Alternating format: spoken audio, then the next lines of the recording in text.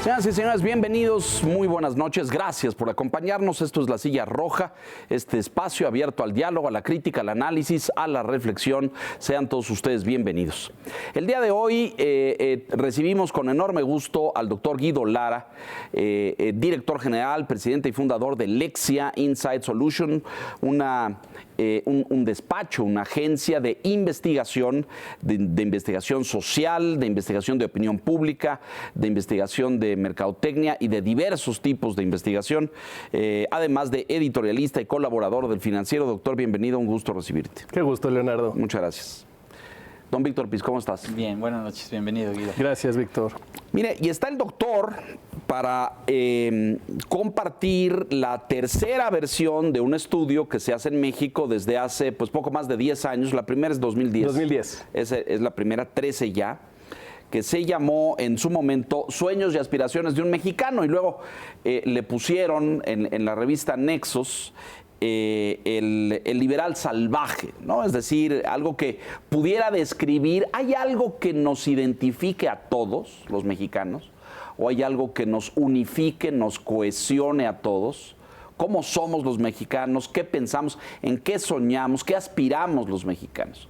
Esto de la aspiración, que luego en años recientes se ha convertido en un elemento, pues no sé si condenado, pero pues sí fustigado desde la tribuna pública en términos de que esos aspiracionistas soñadores. Bueno, Lexia con Gauss, esta otra agencia y despacho de investigación que hace investigación cuantitativa, estadística, y Lexia, que hace investigación cualitativa de percepción, de opinión, conjuntan sus esfuerzos para medir en distintos segmentos de la población mexicana esto: en qué soñamos, qué pensamos, qué sentimos, qué creemos, cómo vemos el rumbo del país, cómo vemos el avance de mi familia como expectativa personal. Es un estudio muy interesante, se realiza en México, le decía yo, desde hace 10 años, lo publica y lo difunde la revista Nexos, y se hizo en 2010 la primera, 2017. 2017 y ahora.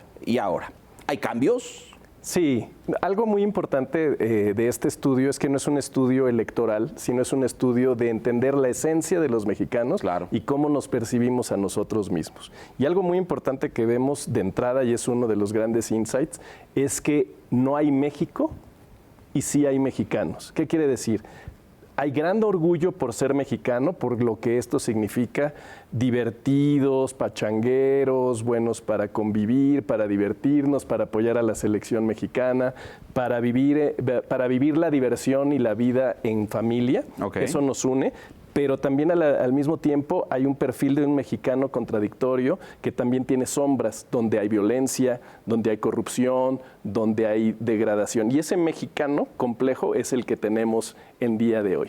Yo quisiera subrayar, y esto que acá decir es muy importante, porque uno siempre asocia encuestas con procesos electorales, ¿no? O con quién gusta, quién no gusta, a quién le va, o cuál me da mejores cosas, o en quién creo, en quién no creo. Este es un estudio disasociado de los procesos electorales. Totalmente. De hecho, se ha hecho en años y en momentos donde no ha habido elecciones, que lo que pretende, corrígeme en esto, doctor, es entender qué pensamos, qué creemos y en qué soñamos. Es ponernos un reflejo, ponernos un espejo, para que nos veamos a nosotros mismos, para que entendamos, esto es muy importante, porque cada grupo social vive muy aislado en su burbuja, sí, ¿no? Si perteneces a un nivel socioeconómico alto, a una profesión, vives en ese nicho. Ves el país desde ahí. Si estás en una ranchería, si estás en una comunidad indígena, si estás en una ciudad intermedia, la realidad es diferente. Y parte de lo atractivo de este estudio es que tenemos las voces de mujeres indígenas, las voces de campesinos,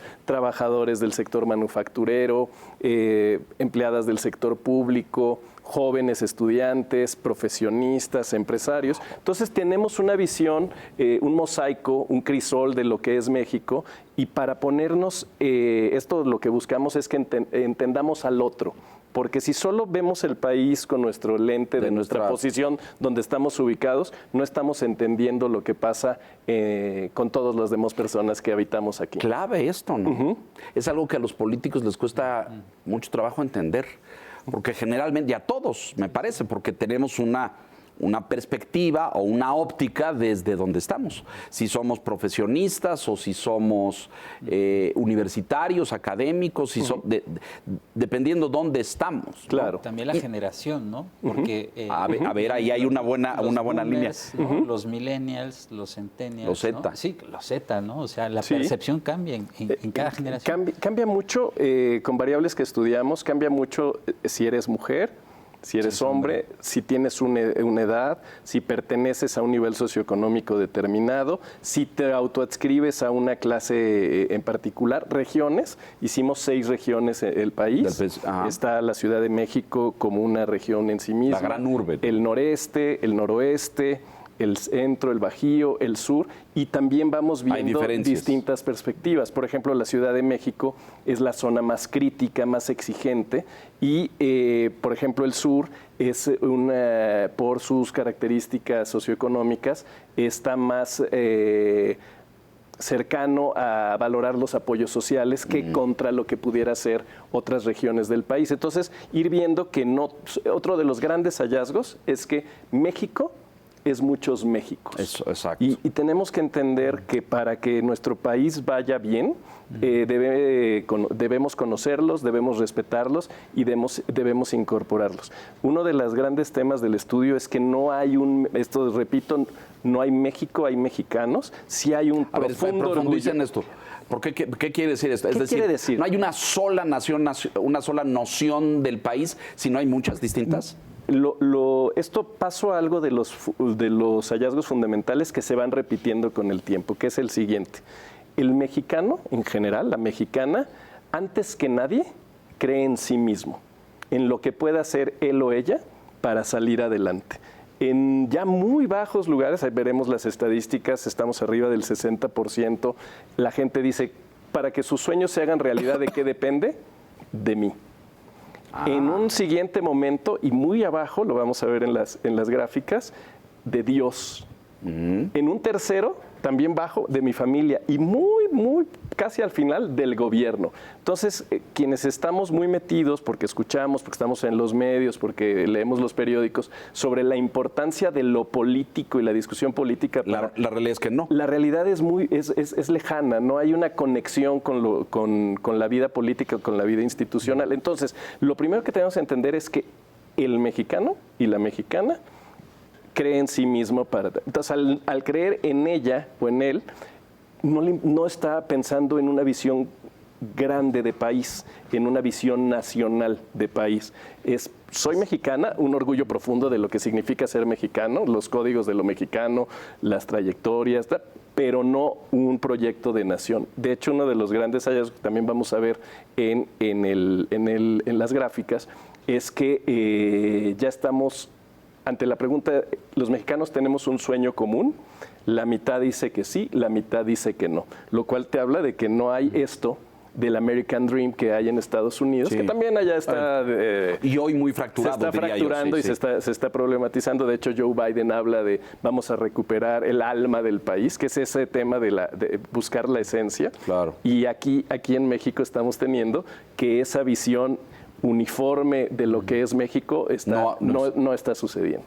Sí, quizás una primera conclusión, como dices, es que el mexicano es profundamente individualista. Sí. ¿no? O sea, no es un México, sino es muchos Méxicos, y es el mexicano, esta dimensión de el mexicano frente a otros mexicanos, el mexicano frente a sí mismo y el mexicano frente al país. Exactamente. Y donde vemos...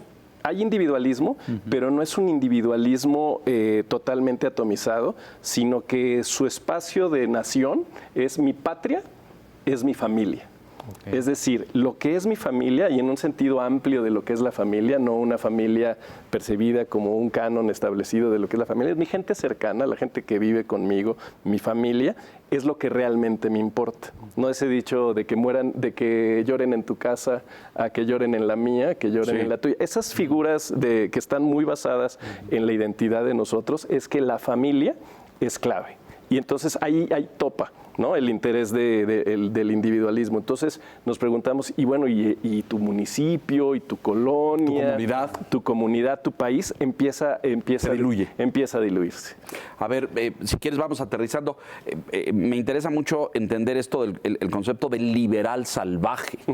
¿Somos esencialmente liberales los mexicanos? Liberales entendidos desde la defensa importante de la libertad. Lo que más se valora.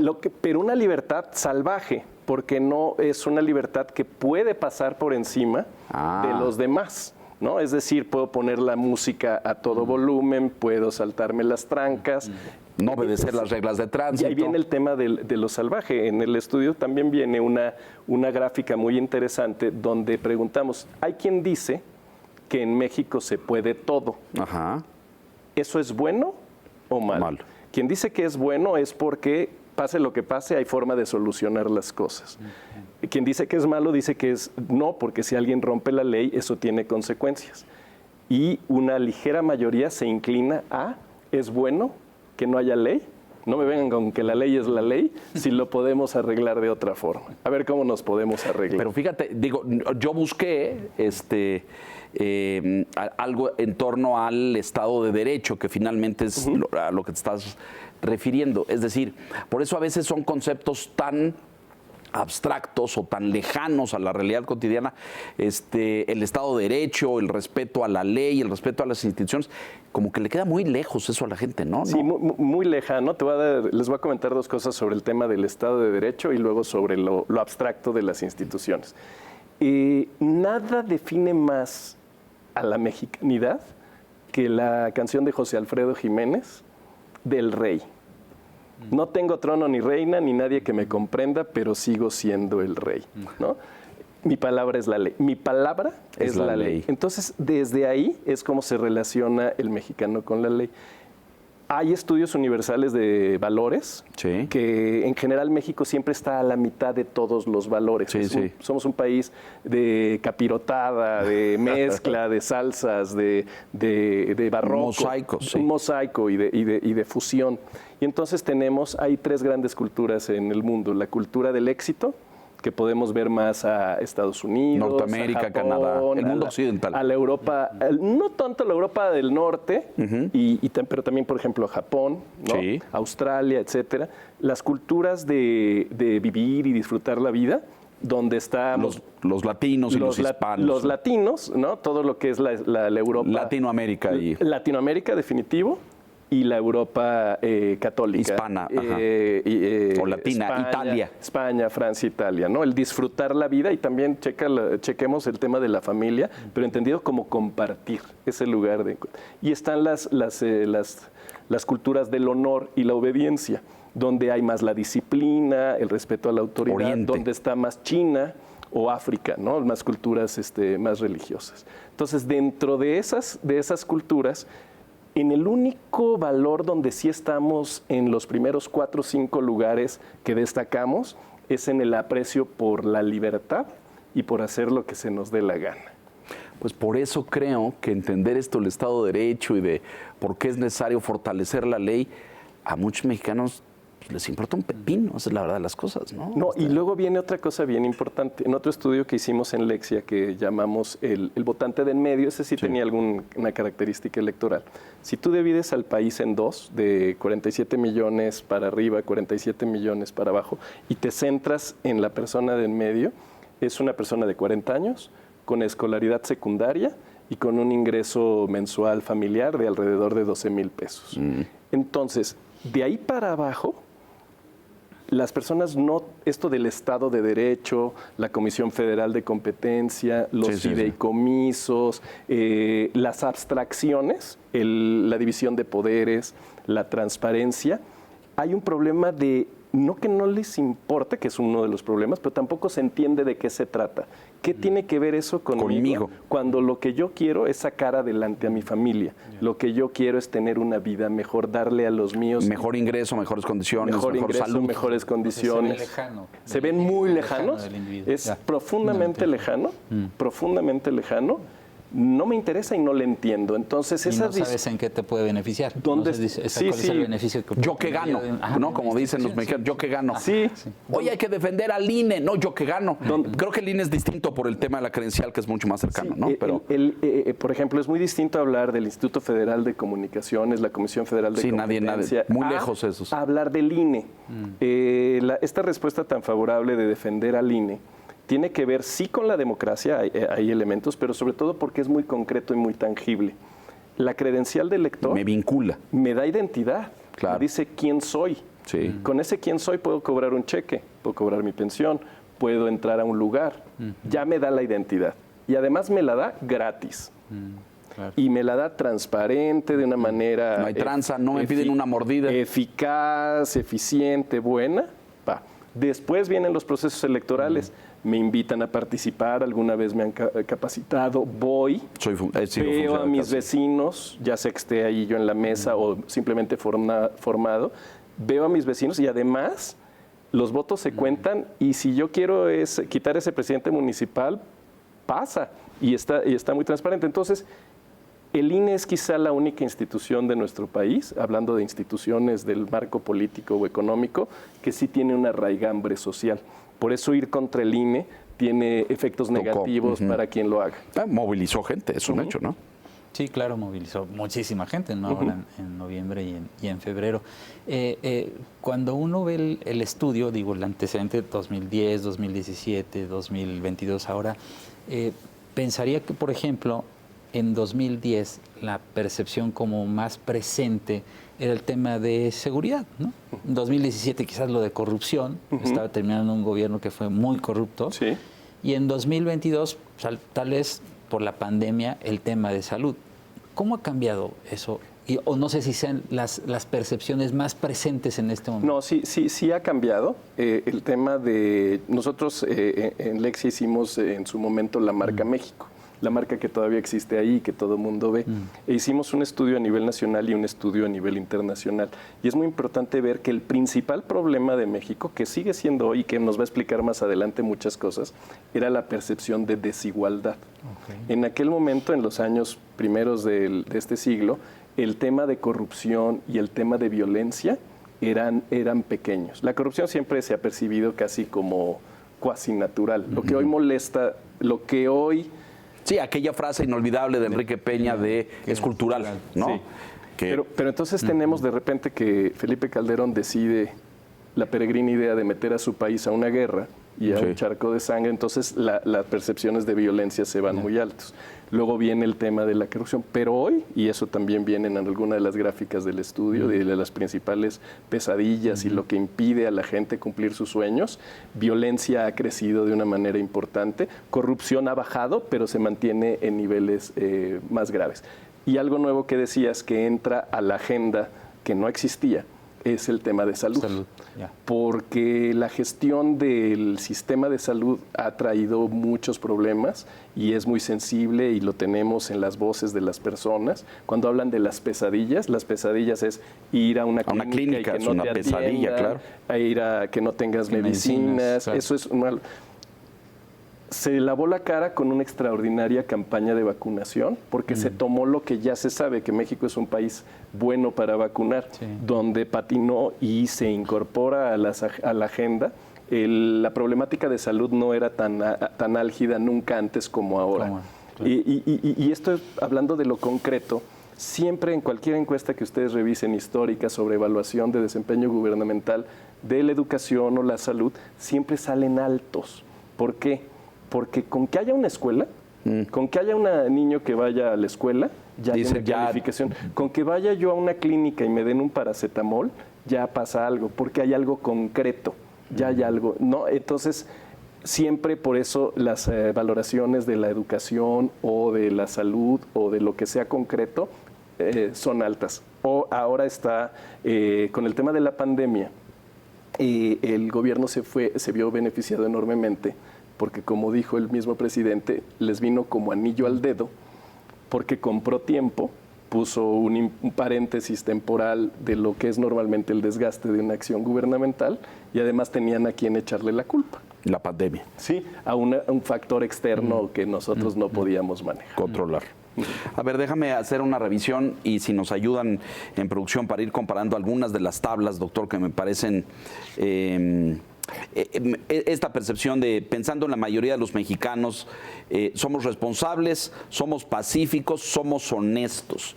¿Y cómo nos ve y cómo nos vemos a nosotros mismos? Es decir, aquí es hablando de mexicanos con mexicanos, ¿no es cierto? Es decir, cómo vemos al otro, ¿no? Sí.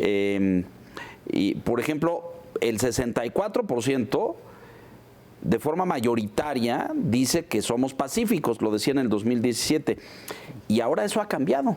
Eso ha cambiado, sí. Ahora nos percibimos más violentos. Esto es curioso porque, y es las paradojas, para entender a México no se puede entender de forma lineal, ni clara, ni transparente. Somos complejos, esto hay que entenderlo. Entonces, mientras hay una valoración de que nos está yendo mejor, a la vez en ciertos atributos como la responsabilidad, el ser pacífico o ser honesto, vamos para abajo. Hay una percepción de cierta degradación, donde estás viendo que ya 68% hoy dice que somos irresponsables, 49% que somos violentos o un 45% que somos corruptos, ¿no? Es una crítica muy profunda a nuestros defectos. Y que lo refleja así como espejo terrible, ¿no? Es decir, si hago la curva en el tiempo, veo que estas percepciones negativas han crecido. Han crecido. ¿Es mayor conciencia o qué podrías decir? No, ¿O por qué se agudiza? Hay un concepto que es el código cultural. Ajá. El código cultural lo generó un psicoanalista francés de apellido Rapel, que dice el verbo de las culturas, ¿no? Y el verbo de las culturas es mexicana, aguantar. Aguantar. Entonces la capacidad de aguante de los mexicanos tiene y también lo comentamos en el estudio, tiene una cara positiva, que es la capacidad de sortear cualquier problema y salir adelante, y tiene una cara negativa, que es que pues, podemos aguantar cualquier cosa, mal gobierno, mal servicio, lo que sea, y la vara de exigencia a las autoridades o a las marcas comerciales es bajo. Y entonces eso hace que... Porque está en nuestro código. Esa herencia, yo alguna vez lo platiqué con un filósofo, pero me decía que esto tiene que ver con la conquista, ¿no? Es decir, fuimos o nuestros ancestros fueron conquistados y sometidos, ¿no? Y entonces esto del aguantar, pues viene como en el código genético, ¿no? Por un lado, pero por el otro, y esto también para pasar a ciertas otras cosas que están sucediendo en el país, en una de las gráficas importantes es que se le pregunta a la gente si México está avanzando o retrocediendo. A ver. Y hay una percepción mayoritaria y muy contrastada contra hace 5 años, donde México está avanzando hoy más. Y entonces desde una perspectiva de élite que se ve el mundo de una forma, hace cortocircuito total. Pero aquí algo que tenemos que entender como sociedad es que para nuestra sociedad igualar es avanzar. Ajá. Entonces se percibe que en este tiempo ha habido una mayor búsqueda de la igualdad. Y no es exclusivamente del gobierno, que ahora platicaremos, sino es también de las luchas de las mujeres, que ha avanzado enormemente, la comunidad LGTB, distintas iniciativas. Reconocimientos de derechos. De reconocimiento de derechos y de que la propia gente, incluso a veces a pesar del gobierno, está avanzando. Entonces, todas estas percepciones de mejora del país no son atribuibles exclusivamente a un gobierno. ¿Es la del coche? Sí. ¿En qué velocidad considera? Nosotros hacemos una pregunta que es, si México fuera un coche, ¿a qué velocidad va? ¿No? ¿Va en primera, en segunda, en tercera, en cuarta? ¿Está estancado? ¿O va de reversa? O va de reversa. Es la tabla 15, si producción nos ayuda, pero ahí aparece claramente el concepto que dices de avance, que según veo se ha mantenido a lo largo de los últimos 12, 13 años. Ha crecido. ¿No? Sí, ligeramente. 5% dice aquí. Sí, pero con Peña Nieto se fue para abajo. Sí. Con Peña Nieto... 57%. Cuando las personas se pregunten cómo es que el presidente López Obrador tiene evaluaciones positivas, hay que voltear a ver de dónde venimos. Ajá, y venimos de un gobierno que tocó suelo, porque Aquí está. Tocó suelo con... Eso que ve usted ahí que dice primera, segunda, tercera, cuarta, es justamente las velocidades del coche, Exacto. doctor, ¿sí? Y ahí... Sí, o sea, casi 8 de cada 10 creen que México está avanzando, ¿no? Exactamente. Y con Peña Nieto estábamos en 6 de cada 10, así hubo una baja, como dices, ¿no? Sí, sí, no, y eso estadísticamente es muy grande. Algo bien importante en el tema de entender a nuestra entidad mexicana, de las mexicanas y los mexicanos, hay un optimismo a prueba de bala. Sí, ¿verdad? De hecho, tenemos, lo podrán leer en la revista con más detalle, uno de los estudios que ha hecho Marco Antonio Robles y Benjamín Salmón de Gauss es crear los temperamentos de los mexicanos. Sí, sí, sí. Y unos que van alrededor del 15% son optimistas, pase lo que pase. Esté lo que esté, esté lo que esté. Entonces, ¿Es también parte como de nuestro código? Hay otras hallazgos importantes que nos dicen México tiene todo para avanzar y ser mejor. Hay orgullo por lo que somos, simplemente, como dicen en el fútbol, no se dieron las cosas. Déjenme, vamos a otra, la 13 y la 14, que son previas a esto.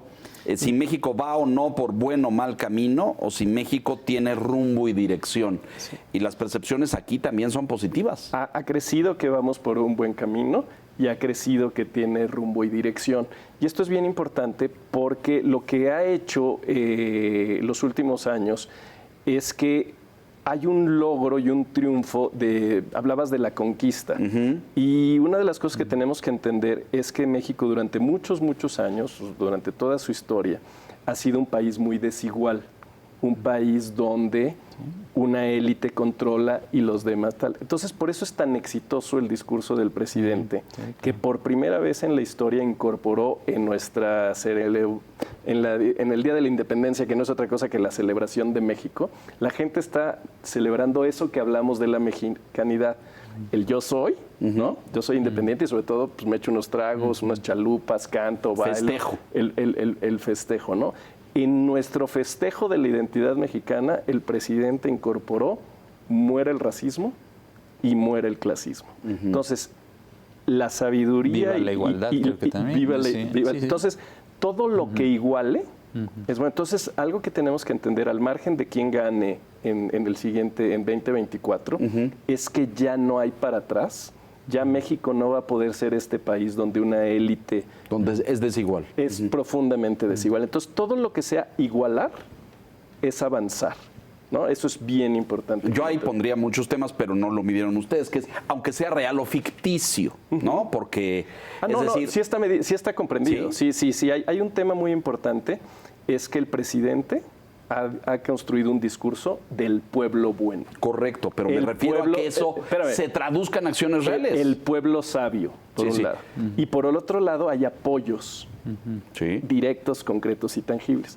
Esa es la fórmula secreta, la fórmula de la Coca-Cola al margen de que no haya resultados en nada. Salud, educación, etcétera. No, porque acuérdense que si la expectativa de lo que el gobierno me va a dar es muy baja, pero me da una recompensa simbólica de... Una pensión. Y una recompensa simbólica de narrativa. Sí, claro. Y un dinero concreto que llega a mi familia, que se ha aumentado y que además derrama y me permite irla llevando. Esto es bien importante porque uno de los enormes errores del presidente es ir contra el aspiracionismo. ¿Por qué? Porque la gente quiere mejorar.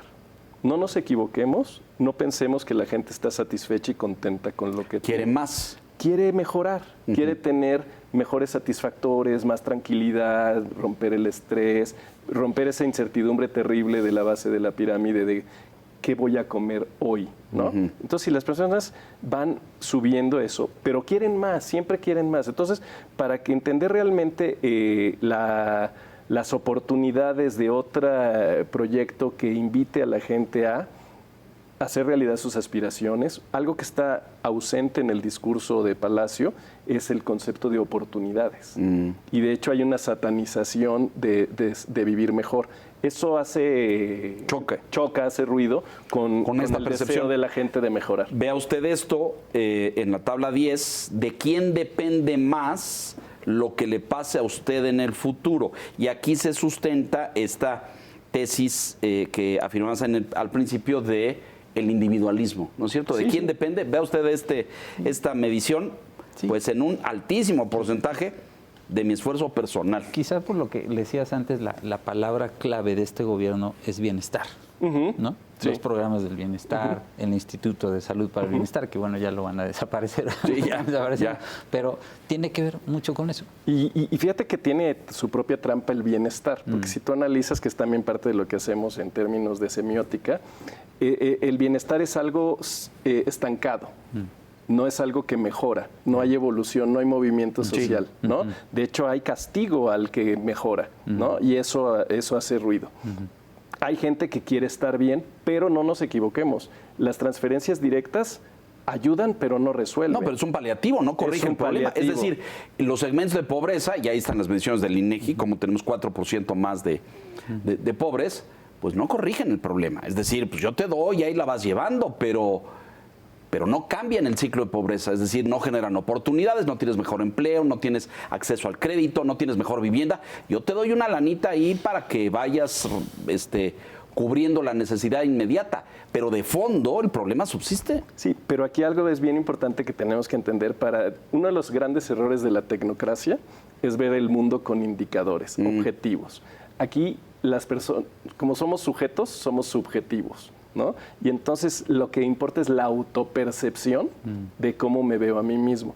En 2006, el presidente López Obrador sacó el entonces candidato Primero los pobres, ¿no? Y entonces nosotros estudiamos, ¿y quién es pobre en México? Pobre es el que no tiene para comer. Sí. Entonces en ese momento se hace chiquito, menor, Claro. el Sí, rango. sí. Entonces todo mundo es clase media, ¿no? Entonces la autopercepción es fundamental. Y si a mí cualquier figura pública, ya sea un presidente, un candidato, una empresa, mi jefe en la oficina, me trata bien y me dice que soy bueno, sabio, valioso y que estoy trabajando por ti, puede paliar las realidades objetivas duras de que sí hay tanto dinero y tal. Además, algo importante también en realidades duras, algunos economistas muy respetables me decían, no, hay elementos, como es el aumento del salario mínimo, que es concreto y tangible, que también para una capa grande de la población empieza a pintarle. Esta iniciativa que fue de Movimiento Ciudadano de las vacaciones, es concretito, y también da mucho. Sí, sí. Entonces, mientras unos están dando dinero y generando beneficios concretos, quienes esté hablando de cosas abstractas, pues no va a conectar con las mayorías. Pues sí, pero es como en términos económicos ahí está muy bien la percepción pública, ¿no? Y está muy bien que pues yo soy clase media, aunque gane poquito. Y aunque el porcentaje de la población que se ve beneficiado por el aumento del salario mínimo es, según tengo entendido, debajo del 7% o debajo del 6%. Sí, es un segmento de población menor, pero sin duda nunca habían tenido un aumento del salario tantas veces en tan poco y tiempo. tan alto como en este gobierno. Entonces, si lo ves, en el acumulado estamos hablando de 100%, bueno, más de 100%. Entonces, aunque beneficia muy poquitos. Pues ese muy poquito del 6% es la clase alta de nuestro país. ¿Sí me entiendes? Es como si una medida... Claro, es el equivalente, quieres decir. El mismo número de personas es ese 6% de hasta abajo, o del salario mínimo, o del el de 6%. Entonces, correcto. Es una política que es valiosa para ese 6%. Ese 6% está bien, pesa. pero no quiero que nos politicemos porque si no vamos a acabar hablando del gobierno y de estas cosas. No, y de este no es el objetivo. Y no es el objetivo el estudio. Claro. Pero, por ejemplo, ahí tú decías este discurso antiaspiracionista que calificas como error en la narrativa presidencial. Yo creo que otro error gigantesco es que pues, las clases medias ahí están abandonadas. Hay mucha gente de tu profesión y de tu oficio que dicen el gran batalla del 2024 es por las clases medias o por el voto de las clases medias, pero tiene que ver, y tiene que ver más bien con la autodefinición de qué es ser clase media, ¿no? Pues el todo y la nada. Sí. No, la cuestión más importante para entender la movilidad social en nuestro país, y está muy probado por la MAI, por la Asociación de Agencias de Inteligencia de Mercados, la variable que más explica mucho es el nivel de escolaridad del jefe de familia, ¿no? A partir de la educación es que puede haber cosas. ¿Por qué cuando en 1960 era la gran fiesta de que alguien se recibía tenía un título universitario, porque 1% de la población Estaba en en ese nicho, 1960 tenía eso. Ahora es el 25%, pero el 25% sigue siendo una minoría. Sí, sí. ¿no? Sí, Entonces, la cuarta parte. Entonces, los enormes retos que tenemos, y ese es lo que tenemos que entender, O sea, ampliar la educación. es ampliar la clave y el reto para evitar esta enorme polarización que también podemos ver en las gráficas, donde se habla de que si tenemos un sueño en común, no lo tenemos, si somos más un país dividido o unido, si trabajamos en equipo o cada quien jala por a su lado. Esas fuerzas que están partiéndonos, fragmentándonos, alejándonos, son muy negativas. Y la receta y nuestra propuesta de contribución a nuestro país, el reto se llama ampliar el nosotros. Que seamos más nosotros. No el ellos y ustedes, sino que en el nosotros quedemos todos, ¿no? Hace poco vi un TikTok muy divertido va a ser de política, pero es útil para el ejemplo. Un TikTok muy divertido de Fernández Noroña, dejando entrar a Santiago Krill a su oficina y les dicen, mira, tú y yo somos diferentes, somos muy contrastados, pero en México se vale pensar diferente y que la gente nos conozca, pero podemos dialogar y construir algo. Eso que en esa metáfora de este TikTok funciona, sería el gran reto. Dejar de echarnos piedras de los que estamos de un lado, de unos a otros, sino entender que, además, México es por definición el lugar de la libertad, de la diferencia, del punto de vista distinto. Pero en lugar de enfrentarnos... ¿Se ha acentuado eso? Sí. El estudio mide alguna... Es decir, hoy somos más diferentes, está claro que estamos más divididos, ¿no? Pero hoy somos más diferentes o nos reconocemos más diferentes que hace 10 años, sí, hace 20. Sí, somos una población infinitamente menos homogénea. Platicábamos hace rato que pues, durante el siglo XX estaban los libros de texto, estaba Televisa, estaba el PRI, estaba la Virgen de Guadalupe. Y la selección mexicana. Y la Esperanza Verde. Los ratoncitos verdes. Hay quien no valoraba las aportaciones la estadística del me matador favorece, Luis Hernández, etcétera. Pero el quinto juego, decía. El quinto juego, ahora con el mundial que van a ir todos, va a ser el octavo partido. Pero bueno, esos referentes, Chabelo, etcétera, esos referentes compartidos por la propia lógica de la diferenciación, la mercadotecnia, las redes sociales, las cámaras de ecos. Se dispersó, ¿no? Se dispersa y entonces se pierde el espacio común, se pierde el sentido del bien común y ese es uno de los grandes retos. Y del nosotros. Del nosotros. Pero fíjate que no sé, digo, claro, es un tema, es apasionante esto, porque si yo volteo a ver lo que le está pasando a Estados Unidos, ¿no? Y esta división, fragmentación, confrontación, dispersión, es un fenómeno muy semejante. Y me pregunto si, porque todo el mundo estamos viendo las redes sociales en el planeta entero, sí, todo el mundo estamos viviendo como esta nostalgia por los símbolos nacionales, ¿no? El resurgimiento a los nacionalismos, a lo mejor de ultranza, muy contrarios a la modernidad en muchos sentidos, económico, político, social, cultural incluso. Pero a todo el mundo le está pasando lo mismo. Cada país lo vive de una forma distinta, ¿no? Pero esa pérdida de elementos... Ahora acabamos de ver en Francia, ¿no es cierto? Este choque brutal por la reforma por las de pensiones, ¿no? Y vimos en la calle a la gente, y vimos, sí a la gente mayor, pero también vimos a los jóvenes y a los de mediana edad y todo. Es decir, los franceses como aferrándose, claro, a una prestación de decir, a tal edad yo me retiro y me va a tocar mi pensión. Pero representaba un cúmulo de cosas eso, claro, ¿no? El Estado social benefactor europeo, la capacidad de retirarme y de que trabajé tantos años y ahora el Estado me mantenga a mí con mi cobertura médica. Hay mucho simbolismo en ello, ¿no? El tema, así esquemáticamente, es cuando hay un código común, se entiende lo mismo, se come lo mismo, físicamente es el mismo. Ahí da estabilidad y tranquilidad, que es algo que la gente busca. Por eso las derechas buscan que no se mueva y que se mantenga, se cosifique y no se acepte la diversidad. Por eso no se aceptan los derechos trans, el matrimonio igualitario, la voz de las mujeres, las minorías, las diferencias étnicas, etcétera. Entonces, por eso, a partir de defensa de un código, toda defensa de un código es defender un poder establecido. Y ese poder establecido, que se sustenta en lenguaje y en símbolos, es lo que quienes buscan la dinámica de progreso lo cambian.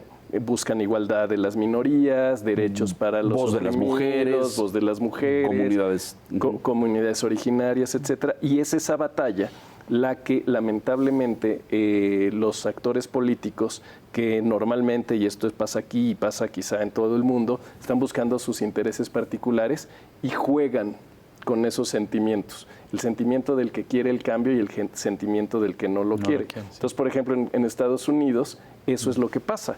Hay un Estados Unidos tradicional, conservador, religioso, ¿no?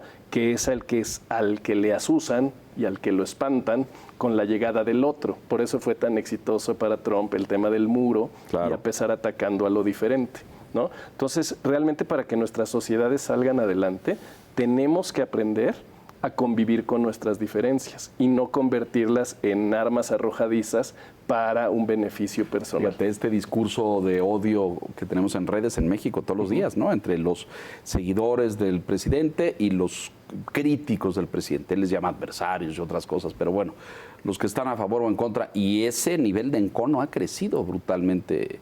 Y algo bien importante y bien interesante, estamos menos desunidos que lo que parece en las redes. Sí. En la vida cotidiana, aquí, en la oficina, en el foro. ¿Nos reconocemos más? Es infinitamente. No estás con el hacha y el otro no te va a tirar. No, en las familias no está tanto. En las redes, lamentablemente, por su propia naturaleza, por su propio algoritmo, de que retroalimenta la división, la diferencia, y te alimenta de lo que tú crees y tal, y por lo tanto rompe el nosotros, rompe el espacio común, rompe el diálogo. No se dialoga en las redes. ¿No? No hay conversación. No hay conversación. Pero quizás porque también es como el círculo rojo, ¿no? O sea, se limita a un segmento de la población. Y tradicionalmente se dice que México es un país solidario, y creo que sí lo es solidario. O sea, tuvimos los terremotos del 2017 y tú veías a la gente ayudando a todo. Claro. En el 85 también. Grandes elementos de solidaridad. Naturales, la gente está ayudando y no importa, no pregunta quién es el gobierno, de dónde qué partido viene, ¿no? O sea, creo que hay un caso bien importante. La pandemia es la primera vez que la globalización se vive en carne de todos los habitantes del planeta. Claro. Y la forma como la solidaridad de los vecinos, la gente, la ayuda, es notable. Y la gente está muy orgullosa de haber salido de la pandemia. Y hay mucha muerte, hay mucha desolación. El gobierno no nos puso, respondió, no nos puso la elemental mascarilla, etcétera. Pero hay un gran orgullo por lo que se puede hacer solidariamente. El concepto de solidaridad, que lamentablemente por haber sido utilizado por gobiernos anteriores, un tema político, rompe un concepto valioso, esencial, que está presente en las comunidades. Son muy solidarias a partir de la familia y el cercano. Sí. Déjanos hacer una pausa rápida, doctor, por favor, para revisar aquí, porque ya casi se nos acaba el tiempo y valdría la pena como enfatizar unos conceptos. Estamos con el doctor Guido Lara haciendo esta revisión de los sueños y las aspiraciones de los mexicanos. Mensajes, volvemos.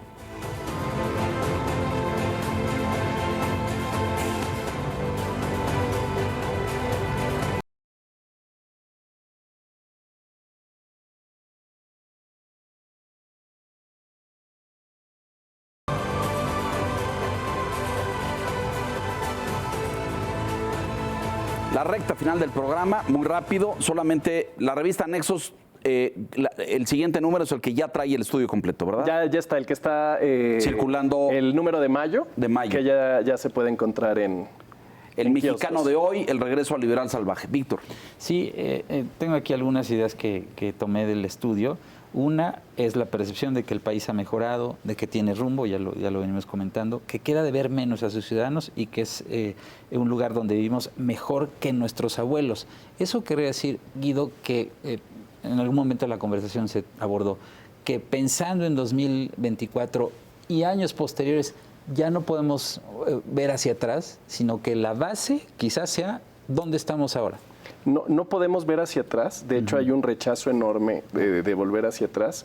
La gente, los mexicanos quieren mejorar y para que haya mejora tiene que haber cambio porque la condición actual no es suficiente.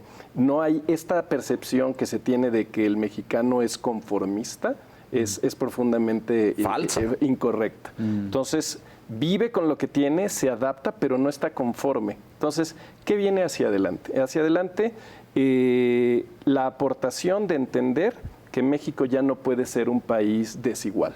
México ya no puede ser por ningún motivo y no se va a aceptar como se aceptó en tiempos pasados, que era un país de pocos y los beneficios para pocos y no derramaba para todos. Eso ya se acabó.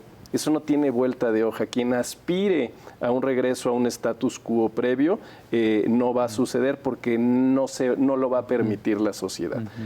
Sin embargo, el tema de esa recuperación de la inclusión no es suficiente porque te dan muchas asignaturas para adelante. La principal asignatura desde la perspectiva de las personas está muy en el ámbito de lo económico. El ámbito de lo económico porque es lo más directo. Lo que entra a trabajo, mi bolsillo, ingreso, salario. mi trabajo, mi ingreso, lo que puedo comprar en el mercado, lo que puedo comprar en el súper, me puedo dar el lujo de comer esto, me puedo dar un paseo. Eso, entendiendo que el mexicano y las mexicanas partimos de lo concreto y lo tangible, es importante. Y eso, sí somos un país que no va a ser desigual, pero no podemos quedarnos así. Tenemos que generar y crear riqueza. Y eso es algo que está absolutamente ausente en la narrativa actual. No se habla de oportunidades, no se habla de mejora, no se habla de progreso, se castiga la inversión y tiene todos esos componentes que van en contra. Lo que las personas más anhelan es poder sacar adelante a su familia. ¿Y cómo? A través de trabajos dignos y bien pagados. Bueno, yo creo que lo dicen a lo largo de los años, hemos entrevistado a muchos expertos en pobreza o en combate a la pobreza. Y dicen que no hay instrumento más eficiente contra la pobreza que un empleo seguro, garantizado, con prestaciones, con acceso al crédito y a largo plazo. Es decir, ¿cómo mejoras la condición de tu familia? Pues no teniendo una muy buena chambita este mes y luego 3 meses estuvo dura la cosa, porque entonces no hay mejoría. Y eso, y otra asignatura pendiente, es que la violencia y la inseguridad y en el trabajo cualitativo del miedo de salir a la calle es muy grande. Gran asignatura pendiente. Esa no puede quedarse. Si lo tratáramos de sintetizar en qué viene hacia adelante, es que la gente pueda disfrutar su país a través de que tiene un ingreso y un ingreso suficiente, estable, firme, y un trabajo digno y que pueda salir a la calle con tranquilidad. Eso es esencial. Conclusiones, se nos acaba el tiempo. Pues agradecer a Guido que nos haya acompañado esta noche para hablar de este estudio que sin duda es interesante, ¿no? Como dices, retrata muy bien a México, ¿no? Sobre todo porque es muy amplio en términos de las voces que levanta, que participan ahí, y creo que puede ser muy útil también para entender la realidad que vivimos. Sí, y me faltó decir el papel de las mujeres. Las mujeres tienen la batuta de los cambios que pueden venir en México. El movimiento de mujeres es muy importante y hay que seguirlo de cerca. Muy importante. Bueno, pues yo lo invito a usted, porque pues decimos de México una serie de lugares comunes, me parece. Y México es un país, como tantos otros, vivo en cambio y en movimiento. Y a lo mejor lo que pensaban mis padres hace 30 o 40 años no es lo que piensa la generación de hoy y mucho menos lo que piensan mis hijos. Entonces, pues échenle una lectura, está en la revista Nexos del mes de mayo, El Mexicano de Hoy, que nos ayuda a entender pues esto, ¿no? ¿Quiénes somos? ¿A dónde vamos? ¿En qué creemos? O esto. Y a veces los discursos políticos de todos los colores y sabores, distorsionan esto, ¿no? Sí, totalmente, lo sacan de contexto. El mexicano quiere convivir, quiere estar, quiere que Oportunidades. Oportunidades y que su vida mejore. Una de las partes importantes de por qué se perciben avances en el país tiene que ver mucho con la iniciativa privada que genera nuevos productos, servicios, opciones de entretenimiento y empleo, pero además satisfactores que conectan con los sueños de los mexicanos, esos sueños concretos de poder convivir y estar con su familia. Para aterrizar lo que estás diciendo en un ejemplo concreto, vea usted la proliferación de plazas comerciales para clases medias. Sí, también ha habido para muy nice y muy elegantes, pero para donde voltees en cualquier barrio de las ciudades, hay plazas comerciales para las clases medias en este país. Claro. Y ejemplifica exactamente lo que estás diciendo. Sí. Un espacio de encuentro, de entretenimiento, de espacio de convivencia. En fin, daría para mucho más, doctor. Así Yo te es. agradezco mucho. No, les agradezco bienvenido siempre. Seguiremos tus espacios en el financiero y en Al Cierre. Señor Piz, muchas gracias. Muy buenas noches. Gracias. Buenas noches. Y a usted que nos hace el favor y la gentileza de escucharnos, échenle una revisión a la investigación, arroja puntos luminosos sobre quiénes somos y qué queremos. Gracias. Muy buenas noches.